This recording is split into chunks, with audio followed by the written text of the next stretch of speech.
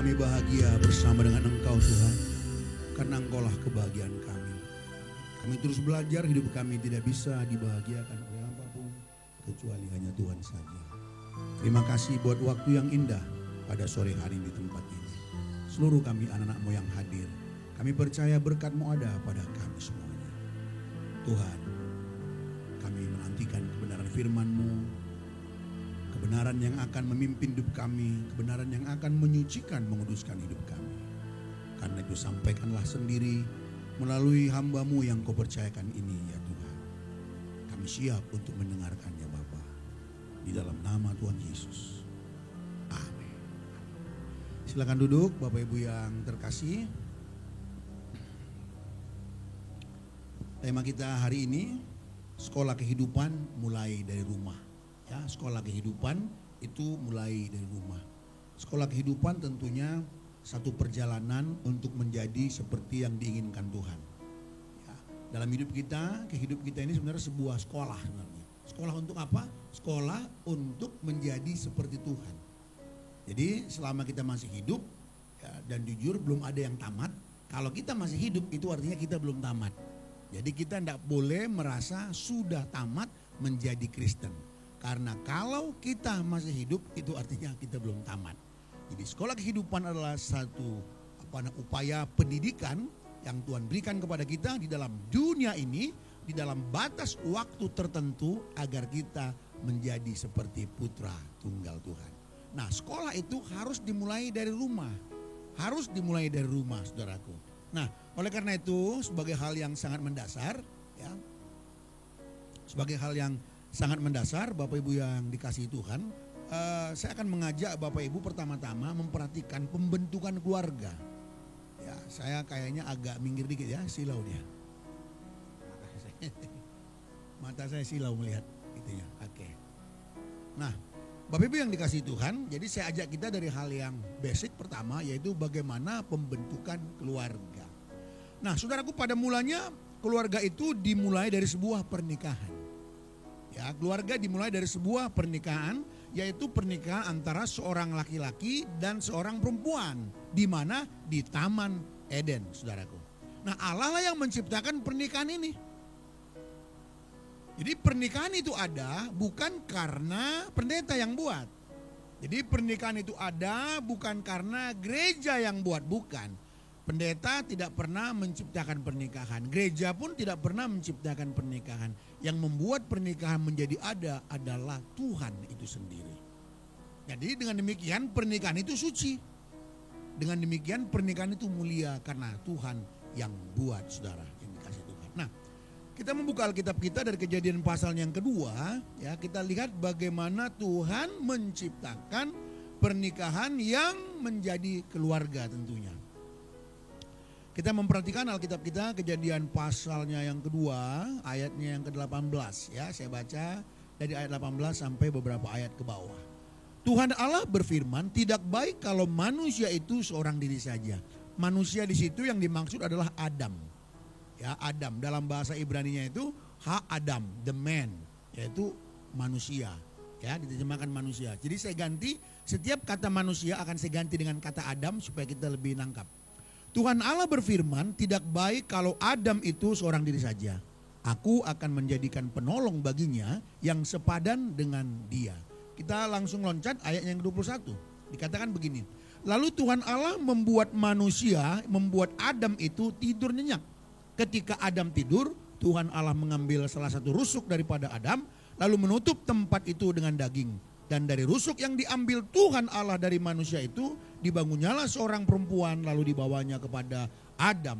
Lalu berkatalah Adam, inilah dia tulang dari tulangku dan daging dari dagingku, ia akan dinamai perempuan sebab ia diambil dari laki-laki. Nah, inilah proses pembentukan keluarga yang dimulai dari pernikahan. Dari ayat ini kita bisa melihat bahwa Tuhan yang menciptakan pernikahan, bukan? Tuhan yang berkata tidak baik Adam sendiri. Lalu Tuhan Allah sekarang mau menyiapkan jodoh buat Adam. Karena Tuhan yang bilang tidak baik Adam sendiri. Lalu Tuhan hendak menyiapkan jodoh bagi Adam. Bagaimana caranya? Yang pertama Tuhan buat Adam itu tertidur. Lalu ketika Adam tertidur, dikatakan tadi diambilnyalah salah satu rusuk dari Adam itu. Ya, kemudian Tuhan ciptakanlah wanita dari salah satu rusuk Adam tadi. Kita kenal dengan nama Hawa. Lalu Tuhan jugalah yang membawa wanita itu kepada Adam. Lalu Tuhan memberkati, itulah pernikahan pertama di Taman Eden. Jadi sama sekali saudaraku tidak ada andil siapa-siapa. Tidak ada andil siapa-siapa. Jadi sejak awal bicara jodoh, ini kan masih banyak anak-anak muda kan yang belum nikah juga toh. Jadi perjodohan sebenarnya sepenuhnya itu di tangan Tuhan. Pada mulanya. Buktinya mana? Buktinya tadi. Tuhan yang bilang gak baik Adam sendiri. Lalu Tuhan siapkan jodohnya. Nah ketika Adam bangun dari tidurnya, apa kata Adam? Dia bilang inilah dia tulang dari tulangku, daging dari dagingku. Adam tidak bilang begini, Tuhan harusnya Tuhan bangunin saya dong. Saya kan punya selera. Saya pengen wanita yang panjang rambutnya sampai segini. Saya pengen yang pipinya agak tembem dikit. Saya pengen kupingnya kayak caplang misalnya. Tapi enggak, Adam menerima apa yang Tuhan berikan. Jadi perjodohan itu sepenuhnya Tuhan yang buat. Tuhan yang memberikan jodoh itu. Tapi karena kejatuhan manusia dalam dosa, sehingga jodoh itu tidak sepenuhnya lagi di tangan Tuhan. Sering sekali jodoh itu di tangan manusia itu sendiri. Iya, karena cantiknya, karena tebal dompetnya, karena. Kalau mau jujur, sudah jarang orang sekarang untuk menemukan jodohnya benar-benar menggumuli. Ada sih, tapi rasanya jarang. Kira-kira saya salah analisa nggak nih? Halo? Iya, kayak kita yang sudah menikah. Coba kita lihat pasangan kita. Benarkah dia yang Tuhan berikan padamu? Saya yakin kalau ditanya jujur menjawabnya gini. Iya, saya yakin itu. Lah ini lampu kenapa menjadi gelap kah? Salah pencet. Hati-hati dengan jari-jari. Tapi mungkin kita gak bisa menjawab dengan pasti. Iya memang Tuhan berikan dia padaku. Tetapi kalau kita sudah menikah saudaraku, kita harus berani berkata, memang dialah yang Tuhan berikan untuk mendampingiku seumur hidupku sampai maut memisahkan kami. Kalau mau tepuk tangan jangan ragu-ragu lah. Walaupun jumlah kita gak seberapa, tepuk tangan lah dengan semangat. Tapi ini pun sudah ramai saudara. Puji Tuhan ya. Nah, jadi sekali lagi saudara-saudaraku, yang namanya pernikahan itu Tuhan yang buat. Sehingga nanti terbentuklah sebuah keluarga. Ya. Nah, yang menarik di situ kalau kita perhatikannya, jadi saudaraku di mana sekolahnya? Nah, sekolahnya di Taman Eden. Nah, sekolah pertama itu di rumah. Rumahnya mana? Taman Eden. Kejadian pasal 2 ayat 15 berkata, lalu Tuhan membuat Taman Eden, lalu dibawanya lah suami istri yang baru itu di Taman Eden itu. Disitulah mereka dididik Tuhan. Di Taman Eden itulah satu taman yang kecil tentunya, Adam dan Hawa dididik agar bertumbuh menjadi seperti Bapa di sorga. Agar bertumbuh berkarakter seperti Tuhan. Dan Tuhan harapkan ketika mereka sudah bertumbuh di Taman Eden, maka mereka dari Taman Eden itu akan membawanya ke seluruh dunia. Sehingga seluruh dunia dipenuhi kemuliaan Allah. Dipenuhi oleh orang-orang yang takut akan Tuhan. Harusnya begitu. Jadi pendidikan itu pertama kali dimulai dari rumah. Di keluarga yang kecil itu. Unit terkecil yaitu keluarga. Nah saudaraku yang dikasihi Tuhan, apa sih kurikulum pendidikannya? Ada dong kan kurikulumnya, Tuhan kasih. Ya kalau saya baca-baca ulang, saya kalimatkan sendiri dari Kejadian pasal 2 tadi itu yang kita baca, saya coba kalimatkan sendiri apa kurikulumnya yang Tuhan berikan kepada keluarga pertama di Taman Eden itu. Nah yang pertama kurikulumnya adalah bagaimana membangun hubungan dengan Tuhan. Jadi berelasi dengan Tuhan itulah kurikulum pertamanya. Itu kurikulum pertamanya atau mata pelajaran yang pertama saudaraku. Nah Allah mulai dengan memberikan hukum. Di Kejadian pasal 2 coba kita perhatikan. Kejadian pasal 2 ayat 16 dan 17. Kejadian pasal 2 ayat 16 dan 17. Lalu Tuhan Allah memberi perintah ini kepada manusia. Semua pohon dalam taman ini boleh kau makan buahnya dengan bebas. Tetapi pohon pengetahuan tentang yang baik dan yang jahat itu janganlah kau makan buahnya. Sebab pada hari engkau memakannya pastilah engkau mati. Nah ini yang saya maksud. Dari ayat ini saudaraku, Tuhan berikan satu mata pelajaran, mata kuliah atau kurikulum kepada manusia pertama, Adam dan Hawa di Taman Eden. Untuk apa? Bagaimana mereka berelasi dengan Tuhan. Bagaimana mereka mentaati dengan Tuhan. Itulah perjuangan mereka. Semua pohon-pohon di dalam taman ini boleh kau makan buahnya. Yang satu ini jangan. Kalau kau makan, kau mati. Kalau kau makan berarti engkau tidak taat. Kau terputus dari Allah dan engkau mati. Dan engkau binasa. Konsep Alkitab bicara binasa bukan lenyap ya saudara, jangan salah ya. Kalau Alkitab berkata binasa itu bukan lenyap. Kalau kita mati binasa, lenyap, ya udah saudara buat jahat. Gak usah datang ke gereja. Karena setelah kita mati, kita dilenyapkan. Kita ditiadakan. Ya sudah selesai. Selesai. Konsep Alkitab bilang binasa itu artinya apa? Terpisah dari Tuhan. Kalau dilenyapkan, kita dibuat tidak ada, tidak dituntut pertanggungjawaban, ya udah nggak usah gereja deh, jahat aja nggak apa-apa. Jangan tanggung, tahan tikam, bisa ngilang, apalagi. Nah udah puas-puaslah hidup, woi lakukanlah. Jangan tanggung kalau mau jahat, jahat sekalian. Toh juga nanti mati, tidak dituntut pertanggungjawaban. Toh nanti mati kita ditiadakan. Toh nanti kita mati kita dilenyapkan. Ya sudah hilang. Paling tidak sudah menikmati. Tapi konsep Alkitab bukan begitu. Konsep Alkitab mengatakan binasa itu terpisah dari Tuhan. Terpisah dari Tuhan itu kengerian saudara. Susah saya untuk mengekspresikan kok ngeri sih terpisah dari Tuhan. Sulit saudaraku. Karena terpisah dari Tuhan itu contoh. Kalau saudara seorang anak Tuhan yang baik, lalu saudara bikin dosa, pasti saudara meraung-raung, nangis. Betul gak kira-kira? Iya. Aduh kenapa aku bikin itu? Aduh kenapa sih aku masih...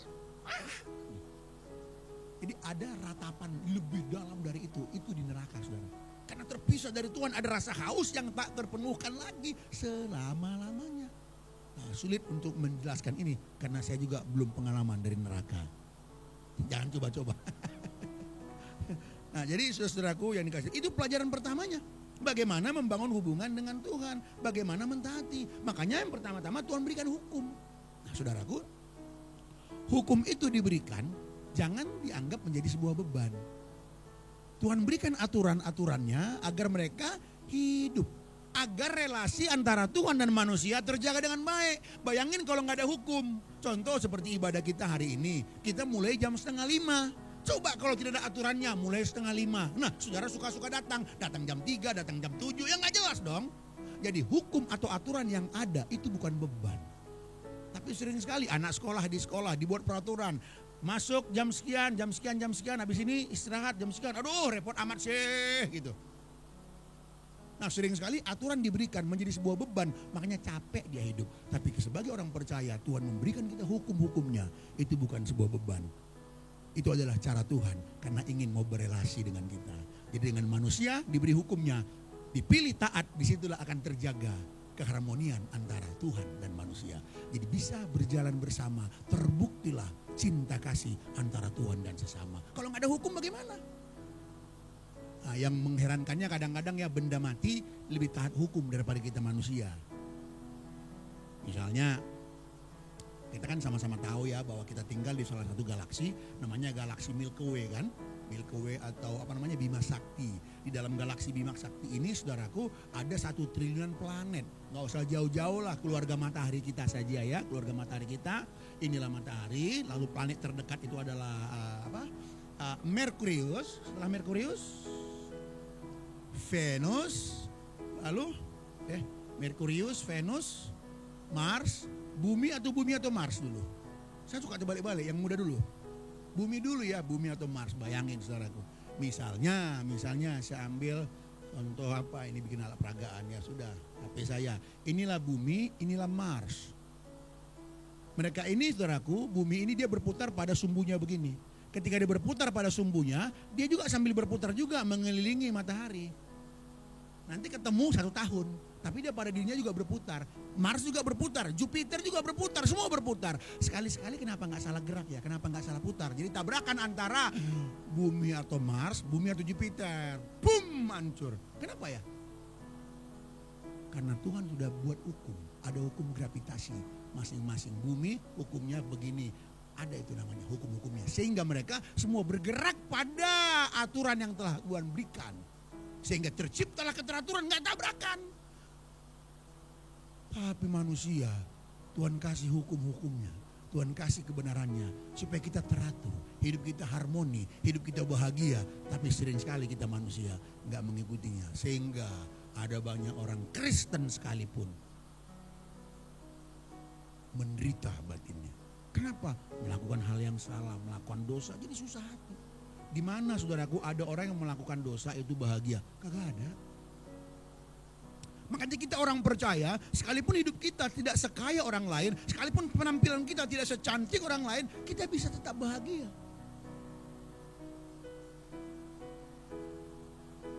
Itulah Kristen. Kalau orang banyak uang baru bisa bahagia, saya pastikan itu bukan Kristen, itu punya bakat masuk neraka. Karena apa? Karena imannya diukur oleh harta, diukur oleh koneksinya dengan pejabat tinggi dan lain sebagainya. Enggak, walaupun kita pas-pasan, hidup kita bahagia asal kita hidup seturut hukum Tuhan. Kalau setuju tepuk tangan yang paling meriah dulu saudaraku. Jadi tujuan utama sekolah ini apa tadi saya katakan? Agar kita berkarakter seperti Tuhan, enggak ada yang lain. Enggak ada yang lain. Itu mata pelajaran yang pertama ya, waktu kita terbatas tentunya ya. Jadi kurikulumnya di rumah itu apa? Diajari. Di rumah Taman Eden. Di keluarga pertama itu. Bagaimana membangun hubungan dengan Tuhan. Yang kedua diajarkan juga di situ oleh Tuhan. Satu kurikulum lagi. Yaitu bagaimana berelasi dengan sesama. Membangun hubungan dengan sesama. Di ayat yang kita baca tadi Kejadian pasal 2. Ketika Adam, ya ketika Hawa dibawa oleh Tuhan kepada Adam. Lalu Adam berkata, ini adalah tulang dari tulangku. Inilah dia daging dari dagingku. Di sini mereka dalam berelasi saudaraku ada sukacita. Jadi Adam berkata, yes inilah dia yang Tuhan berikan padaku. Senang sekali Adam. Adam melihat pasangannya senang sekali. Kira-kira saudara melihat pasangan masih senang gak hari ini? Lihat dia, aduh kok tambah gemuk begini. Kenapa tambah kumul begini nih suamiku? Nah itu. Haleluya. Masih yes kan? Melihat pasangan kan? Nah, ini Pak Pendeta Arnoli gimana? Nggak, ngelihat istri Dewi yes masih toh? Iya. Jauh lebih yes. Kalau nggak bahaya kita. Jadi itu saudaraku, jadi berelasi. Ada satu sukacita, melihat sesama, sukacita dia. Walaupun dia hitam, miskin, jelek, pesek, apapun itu, mata sipit, mata bolong, rambut keriting, rambut lurus. Semua kita sukacita menatap mereka. Karena apa? Karena mereka pun ciptaan Tuhan. Kita saling menyayang. Itu diajarkan antara Adam dan Hawa sesama. Itulah kurikulumnya pertama. Di keluarga pertama itu maksud saya. Inilah dia tulang dari tulangku, itu maksudnya apa saudaraku? Ada penerimaan. Jadi saling menerima mereka. Dan tidak asing saudaraku. Adam melihat Hawa tuh gak asing. Ini mah tulang dari tulangku. Ini mah daging dari dagingku. Ini bagian dari diriku. Gak asing dia. Tidak asing. Kan gitu saudaraku. Gak asing. Tapi akhirnya ya itu kapan terjadi? Sebelum jatuh dalam dosa. Ketika jatuh dalam dosa rusaklah semua. Yang ada bukan penerimaan lagi. Jadi menatap sesama. Mereka Adam dan Hawa ketika jatuh dalam dosa, mereka gagal, fail, F nilainya. Ya. Mereka saling menatap, udah enggak kayak dulu, udah enggak yes.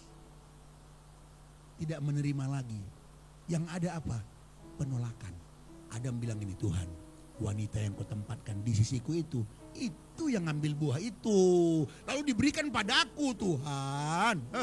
Nah kenapa sih Tuhan cipta-ciptaan si Hawa akhirnya jadi ikut dosa aku. Udah mulai nolak dia. Kalau tadi apa? Menerima bukan? Lalu mereka sama-sama aneh melihat.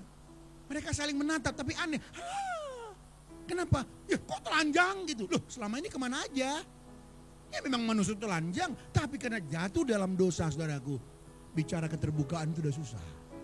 Ketelanjangan bicara keterbukaan susah. Asing melihat pasangan. Seseorang bisa menikah saudaraku 15 tahun, 20 tahun, satu ranjang. Tapi bisa menatap pasangannya itu asing. Ini kayak bukan suamiku. Ini kayak bukan istriku. Geli. Kenapa? Karena dosa. Tapi kalau pasangan suami istri itu tetap sama-sama berjalan di jalan Tuhan. 20 tahun, 25 tahun, 30 tahun. Dia menatap pasangannya. Tetap sama seperti yang dulu. Itulah yang menjadi pertandingan kita sebagai orang Kristen. Iya. Makanya kenapa dimatikan yang tadi? Memang sengaja ya? Oh, kalau begitu saya kembali ke tengah. Tadi kan ada kita punya itu moto, mulailah dari rumah. Mulailah dari rumah. Jadi saya akan selalu mengajak jemaat Tuhan, baik yang di Bekasi maupun di sini, mulailah dari rumah. Sehebat apapun kita belajar firman, kalau kita tidak praktekkan mulai dari rumah, nol besar semua. Saya ulangi lagi ya. Apalah artinya seorang direktur misalnya dipuji di luar sana oleh anak buah, oh baik-baik, tapi di rumah habislah semua udah. Apalah artinya seorang pendeta dipuji oleh jemaatnya tapi di rumah nggak jelas. Untuk apa itu semua? Makanya saya menggalakkan terus, menggiatkan terus bagi kita, mulailah dari rumah. Jadi bagaimana membangun hubungan harus dari rumah. Mata pelajaran kita membangun hubungan dengan Tuhan harus mulai dari rumah. Jadi orang tua harus mengajarkan kepada anak-anaknya dengan baik. Jadi rumah itu tempat mengajarkan anak-anak apa itu mengasihi Tuhan. Ketika mereka punya masalah, kiranya rumahlah tempat anak kita, tempat keluarga kita bisa saling diskusi, mencari jalan keluarnya. Rumah. Kalau enggak, nol besar semuanya. Ya, kita perbaiki pelan-pelan. Kita perbaiki terus pelan-pelan. Kita terus bergiat pelan-pelan. Saya yakin orang yang rindu pasti Tuhan tolong. Orang yang benar-benar rindu pasti Tuhan tolong kita, saudaraku yang dikasihi Tuhan ya. Nah jadi apa tadi mata kuliahnya yang pertama? Yaitu membangun hubungan dengan Tuhan. Yang kedua membangun hubungan dengan sesama. Sehingga kita yang ada di sini di Igreja Community ini, Igreja Christ Community ini, nggak boleh yang asing melihat satu sama lain. Ya mumpung masih kayak singer gini ya, nggak boleh asing saling melihat ya. Waktu melihat gitu, satu kali lihat kelemahannya pun haleluya. Bukan kita kompromi dengan kelemahannya, bukan. Siapa sih kita yang nggak punya kelemahan, bukan? Semua kita punya kelemahan. Aduh, itu mata kuliah, itu mahal itu. Sebab banyak sekali orang saudaraku karena dia miskin nggak mampu orang terima.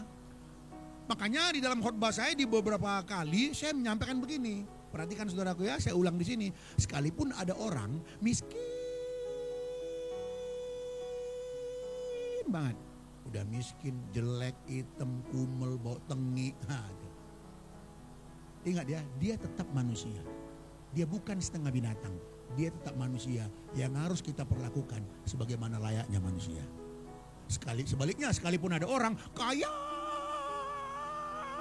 banget, udah kaya, baik, cinta Tuhan, segala-galanya, suka bantu, ganteng, cantik, semualah dia. Ingat, walaupun ada orang seperti itu, dia bukan Tuhan, dia bukan Tuhan. Dia manusia biasa. Jangan sampai kita ketemu orang begini ciut. Karena ada orang hebat sekali, baik sekali, dia hebat. Lalu kita kayak ciut ketemu dia. Kita berdosa di hadapan Tuhan. Oh ya, Pak. Ya, Pak. Kenapa kita merasa gak layak di hadapan orang yang hebat? Salah, engkau menghina dirimu. Dia dan kita sama-sama manusia, sama-sama gambar dan rupa Allah. Hormati dia sebagai orang atasan kita mungkin. Tapi jangan perlakukan dia lebih daripada manusia. Perlakukan dia sebagaimana layaknya manusia. Saling mengasihi, saling mencinta. Saya lanjut lagi ya. Ada lagi saya catat di sini saudaraku. Nah, mata kuliah selanjutnya Tuhan berikan dalam sekolah kehidupan. Di dalam rumah itu pertama-tama apa? Tuhan memberikan tugas kepada mereka. Kejadian pasal 2 ayat 15. Kejadian pasal 2 ayat 15. Saya baca kepada kita semua. Tuhan Allah mengambil manusia itu dan menempatkannya dalam Taman Eden untuk mengusahakan dan memelihara taman itu. Ini pun jadi mata kuliah untuk mengupayakan taman itu, mengerjakan, ada satu tanggung jawab.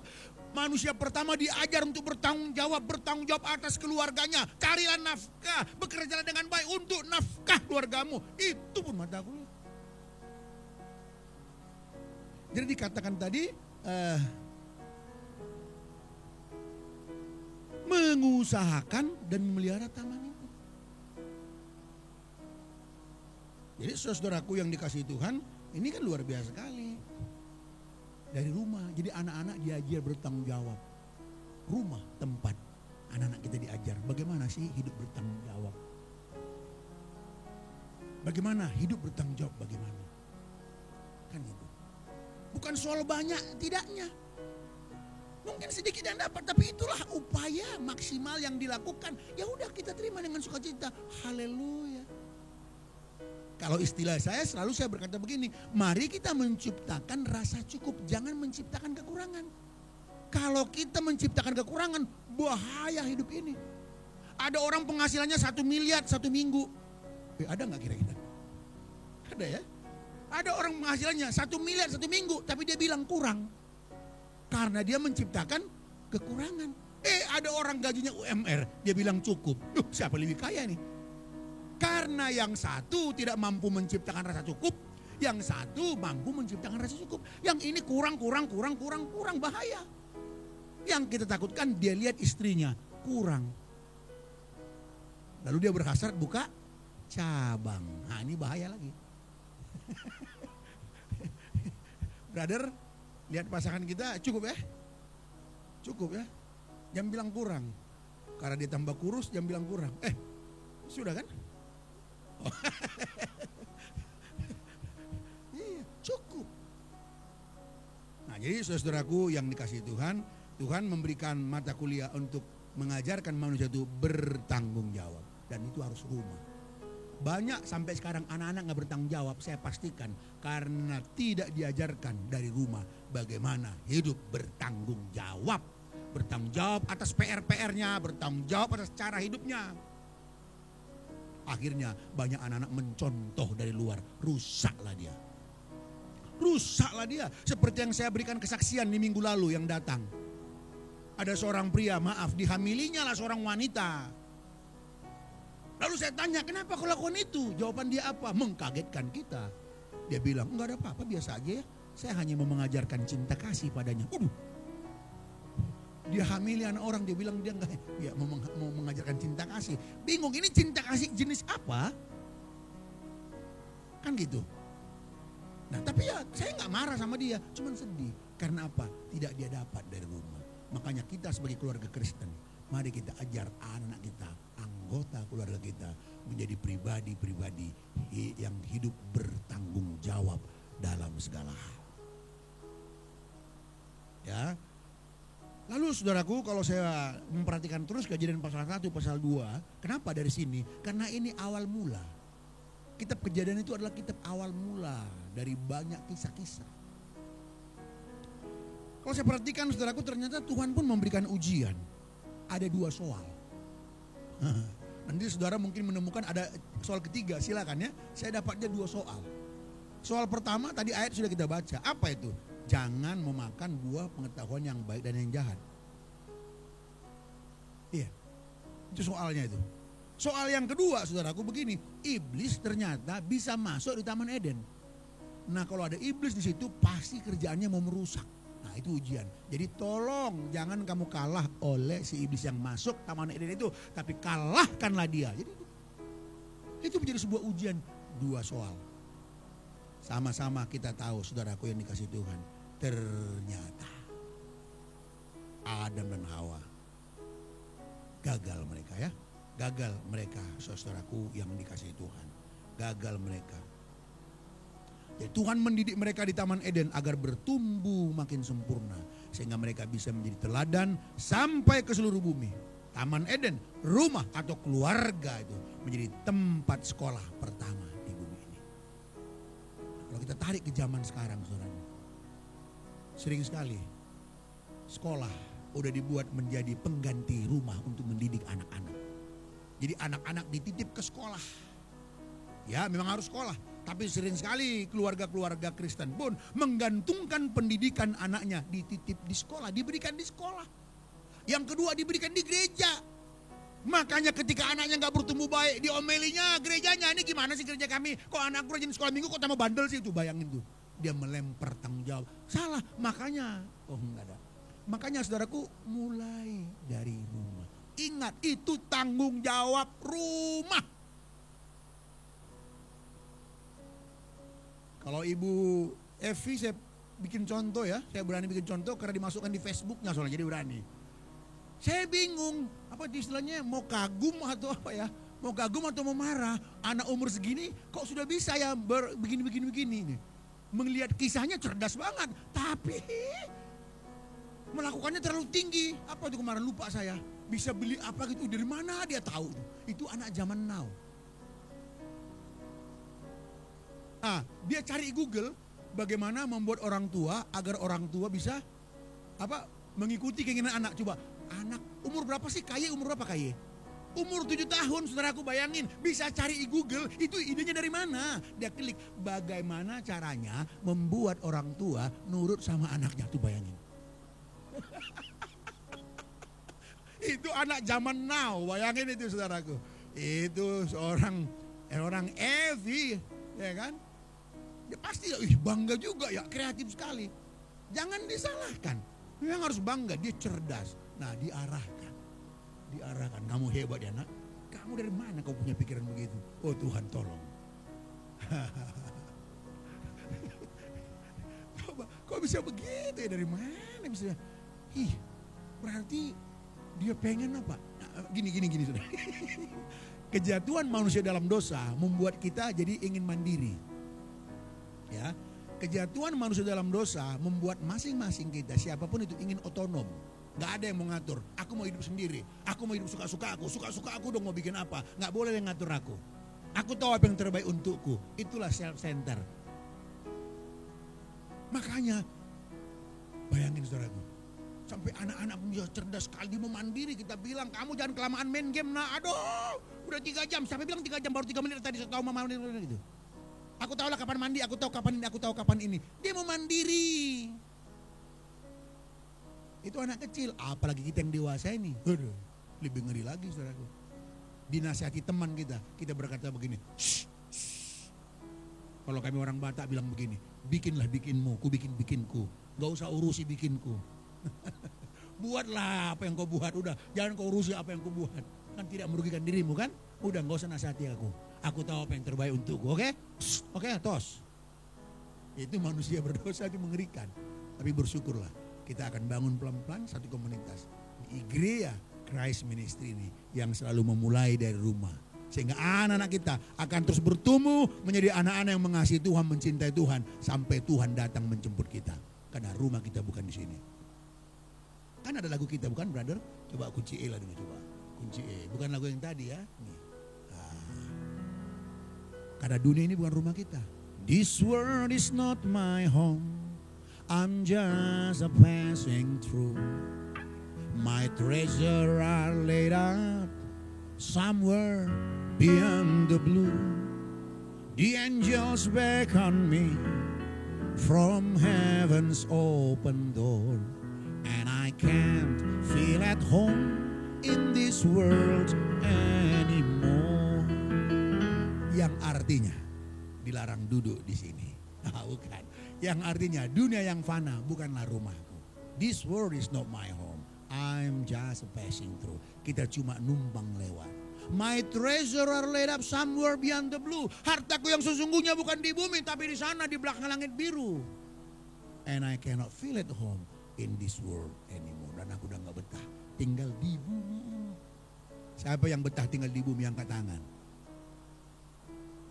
Oh, Mbak, ini kita. Kapan sih ulang tahun COVID, kapan ya?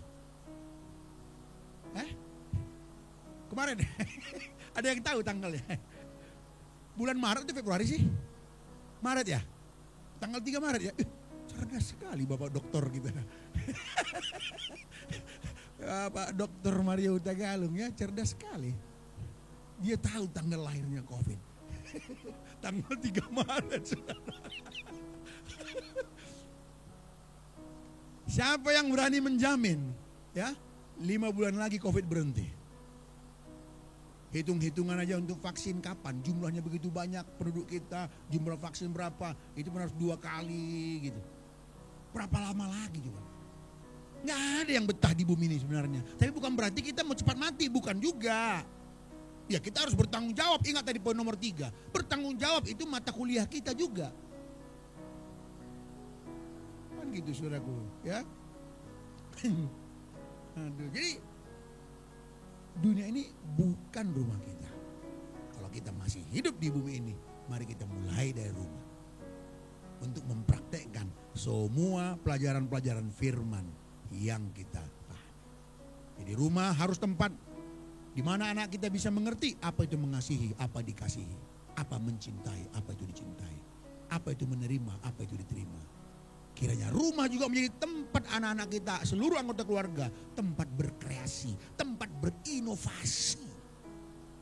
Dia punya ide, diskusikan di rumah. Waduh, begitu indahnya saudaraku. Lalu dia pergi ke sekolahnya, dia pergi pekerjaannya, dia melakukan inovasi-inovasi yang didiskusikan dari rumah.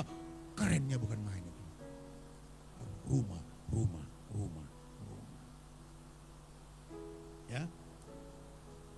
Makanya kita sebagai orang tua ya memberikan contoh teladan, menyelesaikan masalah gimana sih ya. Suami istri ya ribut juga kan, tapi bagaimana cara mereka menyelesaikan masalah. Itu kan anggota keluarga akan lihat, oh gitu ya. Oh gitu ya.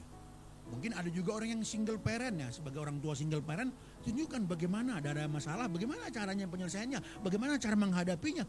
Itu pelajaran-pelajaran mahal berharga.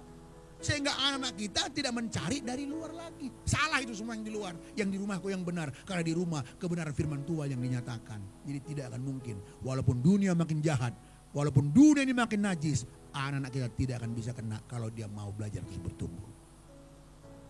Saudaraku, keluarga tidak menuntut kesempurnaan. Tetapi harus diberi prioritas. Saya ulangi lagi ya. Keluarga itu tidak menuntut kesempurnaan lah. Karena siapa yang sempurna? Tapi kita harus beri prioritas kepada keluarga, saudara. Tapi kita jangan salah juga. Walaupun kita berkata mulai dari rumah. Ingat, fokus kita bukan keluarga. Kalau fokus kita, tujuan kita keluarga, bahaya kita. Berarti Tuhan telah digeser karena keluarga.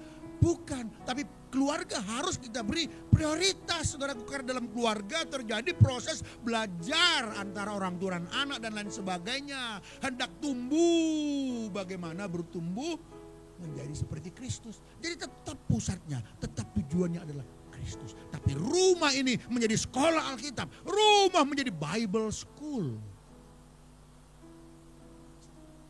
Ini kita kan masih mendasar ya. Baru ini kebaktian kedua kali kita. Saya ulangin sekali lagi, walaupun kita banyak bicara rumah keluarga, kita bukan menjadikan keluarga menjadi pusatnya. Salah kita nanti, bukan saudara. Kenapa bisa begitu? Iya, karena tujuan kita Tuhan. Jangan sampai keluarga menjadi pelabuhannya. Wah, itu berbahaya saudaraku, berbahaya.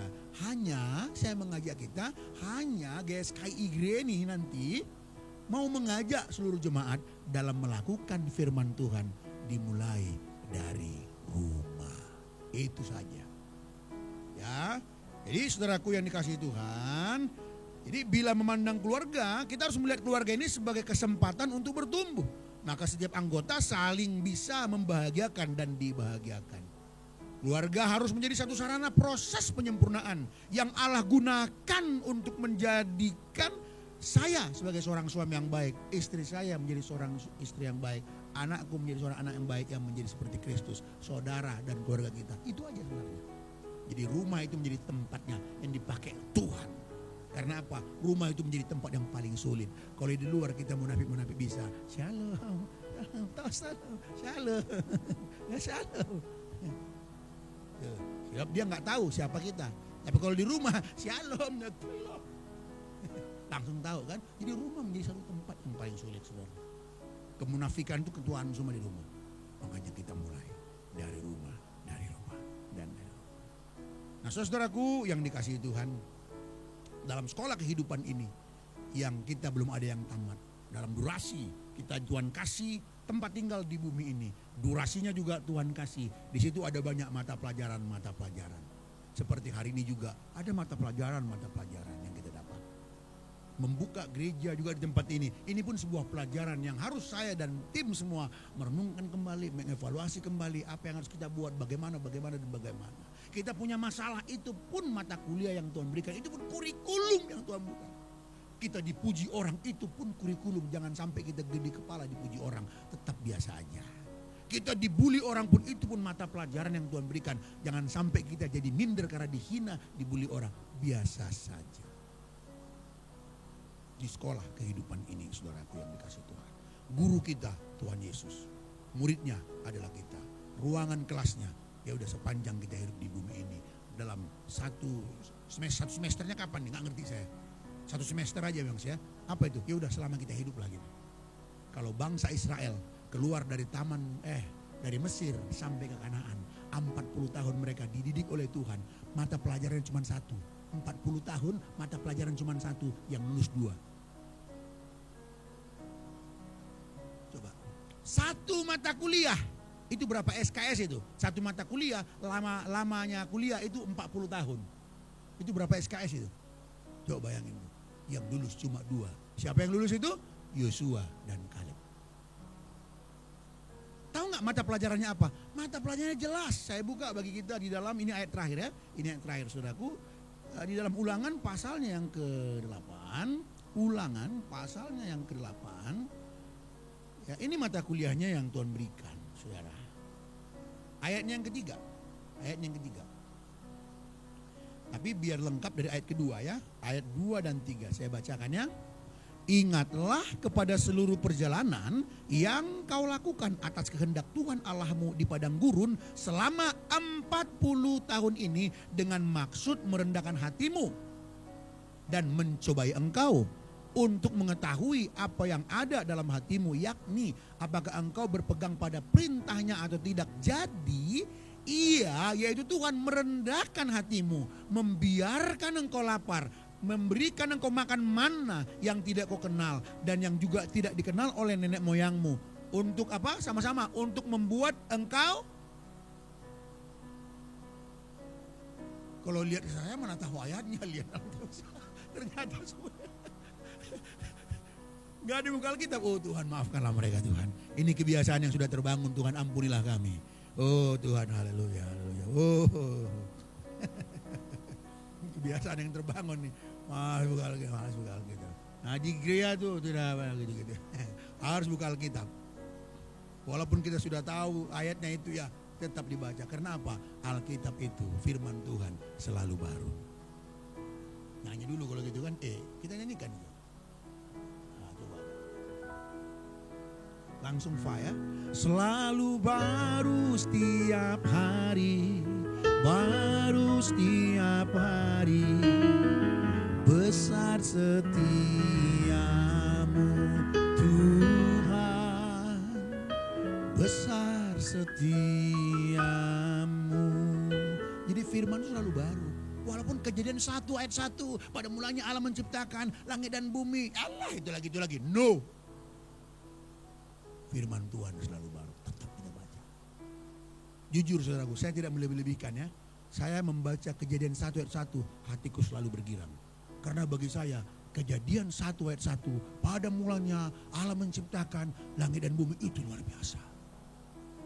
Kalau saudara menolak Kejadian 1 ayat 1, maka seluruh isi Alkitab pasti saudara tolak.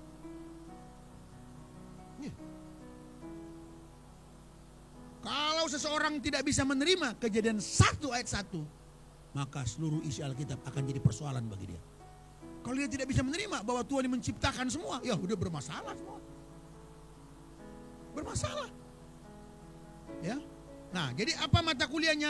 Ayat yang ketiga tadi, Ulangan pasal 8 ayat 3. Jadi ia merendahkan hatimu, membiarkan engkau lapar, memberikan engkau makan mana yang tidak kau kenal dan yang juga tidak dikenal oleh nenek moyangmu, untuk membuat engkau mengerti bahwa manusia hidup bukan dari roti saja, tetapi manusia hidup dari segala yang diucapkan Tuhan. Inilah mata kuliahnya. Jadi Tuhan merendahkan hati mereka, membawa lapar supaya mereka mengerti bahwa manusia hidup bukan dari roti saja. Untuk memahami pelajaran, manusia hidup bukan dari roti saja, tapi dari setiap firman. Cuma 2 yang lulus 40 tahun. Mudah-mudahan komunitas Igrea, semua yang hadir ini termasuk kelompok yang 2 orang itu. Loh, kok jadi banyak Pak? Iya, maksudnya 2 di sini kan bukan berarti per pribadi kan. Karena semua kita bisa dong mentaati, betul kan? Nah, jadi kita masuk kelompok yang 2 orang ini. Akhir kata, saudaraku yang dikasih Tuhan. Akhir kata, sekolah kehidupan dimulai dari rumah. Keluarga itu sangat penting dan sangat bernilai bagi Allah. Namun keluarga tidak boleh ditempatkan sebagai pusat. Tetap Tuhan Yesus menjadi pusat. Keluarga itu sarana sekolah Alkitab, di mana Allah memakai keluarga, kita bisa belajar bertumbuh menjadi seperti Tuhan. Kiranya kebenaran firman Tuhan memberkati kita semuanya. Amin. Mari kita berdoa. Haleluya. Terima kasih Tuhan Yesus. Renungkan sejenak kebenaran firman Tuhan yang sudah kita dengar. Ya Tuhan Yesus. Besar setiamu, besar setiamu bagi kami.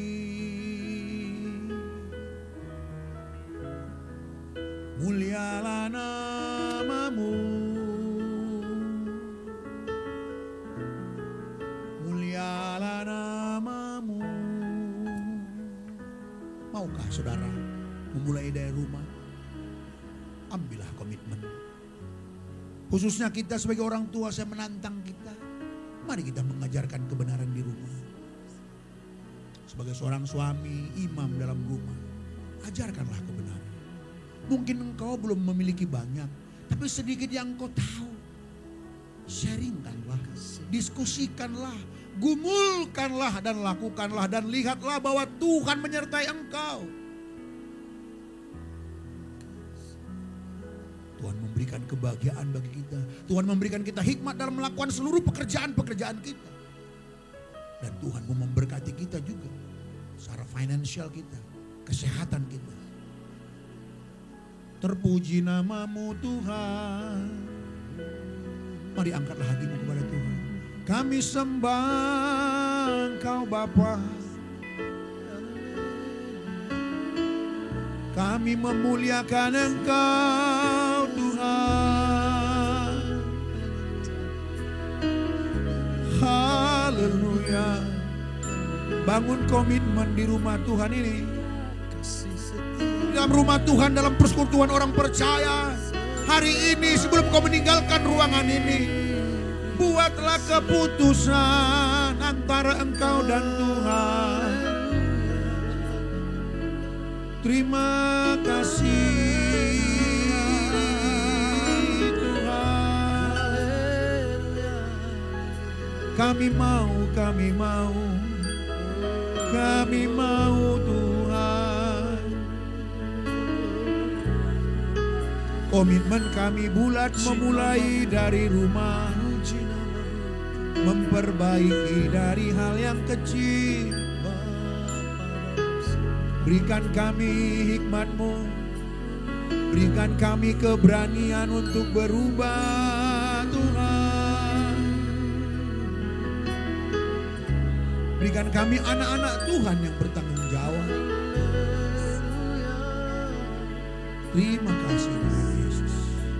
Segala pujian hormat hanya bagi Tuhan. Tuhan memberkati engkau semua.